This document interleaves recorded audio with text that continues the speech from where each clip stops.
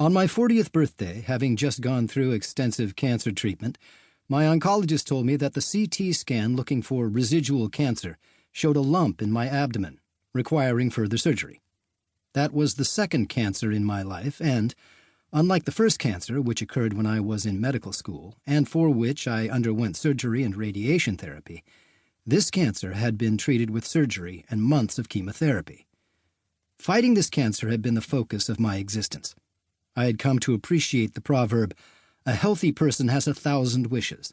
A sick person, only one."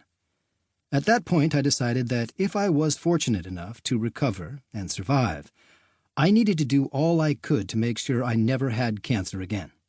This led me to try to learn things I could do to prevent future cancer and major illness. At the time, I was an invasive cardiologist treating heart attacks and doing coronary angioplasties, which meant that my daily work was on the treating side, not the prevention side of medicine. Learning how to prevent disease was somewhat new to me. What I learned surprised me. I found out that although I had 2 prior cancers, heart disease was the most likely future cause of me passing from this earth. I also discovered that 6 key lifestyle habits led to heart disease, and are also the major causes of other plagues in our current world: cancer, Alzheimer's disease, diabetes, and likely many more. Finally, I had to come to grips with a subject most 40-year-olds don't want to face, which was my eventual and inevitable death.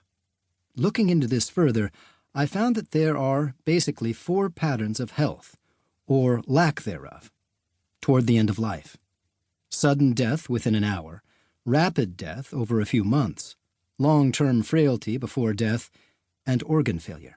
The latter 2 usually mean years, if not decades, of illness. So, 6 daily habits lead to multiple chronic diseases that result in 4 patterns of illness during a lifetime.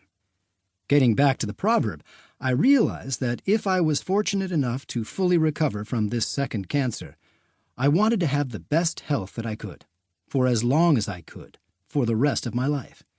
In other words, I wanted to live younger, longer. This ultimately led me to the prevention side of medicine, which is what I do now every day.